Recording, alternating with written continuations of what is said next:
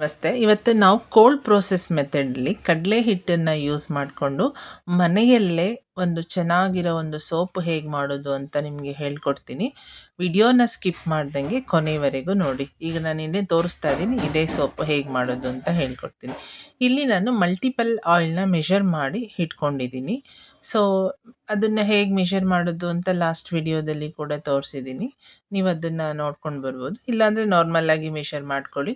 ಮತ್ತು ಸೊಲ್ಯೂಷನ್ನ ನಾನಿಲ್ಲಿ ರೆಡಿ ಮಾಡಿ ಇಟ್ಕೊಂಡಿದ್ದೀನಿ. ಒಂದು ಟಿಪ್ಸ್ ಏನಂತಂದರೆ, ಸೊಲ್ಯೂಷನ್ನ ರೆಡಿ ಮಾಡ್ಬೇಕಾದ್ರೆ ವಾಟರ್ಗೆ ಯಾವಾಗಲೂ ಕಾಸ್ಟಿಕ್ ಸೋಡಾ ಹಾಕಬೇಕು. ಕಾಸ್ಟಿಕ್ ಸೋಡಾಕ್ಕೆ ವಾಟರ್ ಹಾಕಬಾರ್ದು. ಸೊ ಅದೊಂದು ಟಿಪ್ಪು. ಪ್ಲಸ್ ಇಲ್ಲಿ ಇನ್ನೊಂದು ಟಿಪ್ಸ್ ಏನಂತಂದರೆ, ಈಗ ನಾವು ಕಡಲೆ ಹಿಟ್ಟು ತಗೊಂಡಿರ್ತೀವಿ, ಅದು ಗಂಟು ಗಂಟು ಬರಬಾರ್ದು ಅಂದರೆ ಮೊದಲೇ ಹಾಕ್ಕೊಂಡು ಚೆನ್ನಾಗಿ ಮಿಕ್ಸ್ ಮಾಡ್ಕೊಂಡು ಇಟ್ಕೊಂಡಿರಿ. ಅದಾದಮೇಲೆ ನೀವು ಸೊಲ್ಯೂಷನ್ನ ಮಿಕ್ಸ್ ಮಾಡಿ. ಇವಾಗ ನಾವು ಬೆನಿಫಿಟ್ ಅಂತ ನೋಡ್ಕೊಂಡು ಬರೋಕ್ಕೆ ಹೋದೆ ಅಂದರೆ, ಕಡಲೆ ಹಿಟ್ಟು ನಾನು ನಾರ್ಮಲಿ ನೋಡಿರೋದು ಅಂದರೆ, ತುಂಬ ಜನ ಕಡಲೆ ಹಿಟ್ಟಲ್ಲೇ ಮುಖ ತೊಳೆದು ಅಂದರೆ ಡರ್ಟ್ ರಿಮೂವ್ ಆಗ್ತದೆ. ಆಮೇಲೆ ಟೈಟ್ನೆಸ್ ಕೊಡುತ್ತೆ ಸ್ಕಿನ್ಗೆ ಕಡಲೆ ಹಿಟ್ಟನ್ನು ಯೂಸ್ ಮಾಡಿದರೆ. ಸೊ ನೀವು ಆಯಿಲ್ ಜೊತೆ ಯೂಸ್ ಮಾಡಿದಾಗ ಆಯಿಲ್ದು ಮಾಯ್ಶ್ಚರ್ ಸಿಗುತ್ತೆ ನಿಮಗೆ. ಎಕ್ಸೆಸ್ ಆಫ್ ಆಯಿಲ್ನ ಮಾತ್ರ ರಿಮೂವ್ ಮಾಡುತ್ತೆ. ನಿಮ್ಮ ಸ್ಕಿನ್ಗೆ ಏನು ಆಯಿಲ್ ಇರುತ್ತೆ ಅದು ಹಾಗೇ ಇರುತ್ತೆ. ಎಕ್ಸೆಸ್ ಆಫ್ ಆಯಿಲ್ನ ರಿಮೂವ್ ಮಾಡುತ್ತೆ ಮತ್ತು ಡರ್ಟ್ನ ರಿಮೂವ್ ಮಾಡುತ್ತೆ ಈ ಕಡಲೆ ಹಿಟ್ಟು ಸೋಪು. ಸೊ ಮಾಡ್ಕೊಳ್ಳಿ, ನಾನು ಹೇಗೆ ಹೇಳ್ಕೊಡ್ತೀನಿ ಹಾಗೆ ಮಾಡ್ಕೊಂಡು ಯೂಸ್ ಮಾಡಿ. ಮಾಡ್ಕೊಳ್ಳೋಕೆ ಆಗದಿದ್ದವರು ನನ್ನ ನಂಬರ್ಗೆ ಕಾಂಟ್ಯಾಕ್ಟ್ ಮಾಡಿ. ಸೊ ನಾವು ಕೊರಿಯರ್ ಮೂಲಕ ಇದನ್ನು ತಲುಪಿಸ್ತೀವಿ. ಸೊ ಇಲ್ಲಿ ನೋಡಿ, ನಾನು ಅದನ್ನು ಸೊಲ್ಯೂಷನ್ನ ಒಂದು ಸತಿ ಫಿಲ್ಟ್ರ್ ಮಾಡಿಕೊಂಡೆ. ಏನಕ್ಕೆ ಅಂದರೆ, ಕಾಸ್ಟಿಕ್ ಸೋಡಾದಲ್ಲಿ ಏನಾದರೂ ಧೂಳಿದ್ರೆ ಅದು ಸೋಪಲ್ಲಿ ಬರಬಾರ್ದು ಅಂತ ಹೇಳಿಬಿಟ್ಟು. ಸೊ ಯಾವಾಗಲೂ ಫಿಲ್ಟ್ರ್ ಮಾಡ್ಕೊಳ್ಳಿ. ಮತ್ತು ಯಾವಾಗಲೂ ಈ ಕೋಲ್ಡ್ ಪ್ರೋಸೆಸ್ಸಲ್ಲಿ ಸೋಪ್ ಮಾಡಬೇಕು ಅಂತಂದರೆ ಮಾಸ್ಕ್ ಹಾಕ್ಕೊಳ್ಳಿ, ಗ್ಲೌಸ್ ಹಾಕ್ಕೊಂಡು ಮಾಡ್ಕೊಳ್ಳಿ. ಅದು ನಿಮ್ಮ ಸೇಫ್ಟಿಗೋಸ್ಕರ. ಸೊ ಇದನ್ನು ಚೆನ್ನಾಗಿ ಬ್ಲೆಂಡ್ ಮಾಡಿ ಒಂದು ಸತಿ, ಏಕೆಂದರೆ ಎಲ್ಲ ನೀಟಾಗಿ ಮಿಕ್ಸ್ ಆಗಬೇಕು.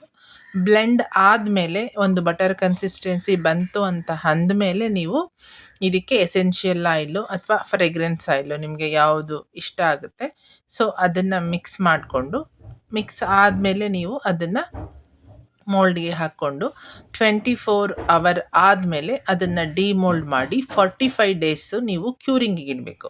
45 to 50 ಡೇಸ್ ಅಂತಾರೆ. ಮಿನಿಮಮ್ ಅಂದರೂ ನೀವು ಒಂದು 45 ದಿನ ಅದನ್ನು ಕ್ಯೂರಿಂಗಿಗಿಟ್ಟು, ಕ್ಯೂರಿಂಗ್ ಆದಮೇಲೆ ನೀವು ಅದನ್ನು ಯೂಸ್ ಮಾಡಬೇಕಾಗುತ್ತೆ. ಸೊ ಇವಾಗ ನೋಡಿ, ನಂದು ಬ್ಯಾಟರ್ ರೆಡಿಯಾಗಿದೆ.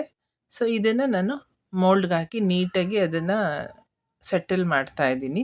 ಏಕೆಂದರೆ ಬಾಟರ್ ಸ್ವಲ್ಪ ಬೇಗ ಫಾಸ್ಟಾಗಿ ಗಟ್ಟಿ ಆಗಿರೋದ್ರಿಂದ ಈ ಥರ ಮಾಡ್ತಾ ಇದ್ದೀನಿ.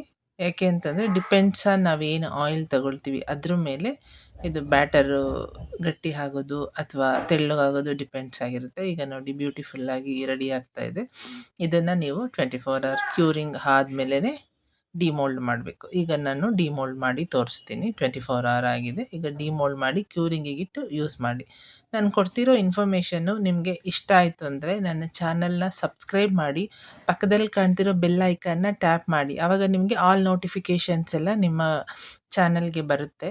ಇಷ್ಟ ಆದರೆ ಲೈಕ್ ಮಾಡಿ, ಶೇರ್ ಮಾಡಿ. ರಿಲೇಟೆಡ್ ಟು ಸೋಪ್ ಮೇಕಿಂಗ್ ಏನಾದರೂ ಡೌಟ್ಸ್ ಇದ್ದರೆ ನಾನು ಕಮೆಂಟ್ ಸೆಕ್ಷನ್ನಲ್ಲಿ ಹಾಕಿ, ನಾನು ಆಲ್ಮೋಸ್ಟ್ ಎಲ್ಲರಿಗೂ ಆನ್ಸರ್ ಮಾಡ್ತೀನಿ.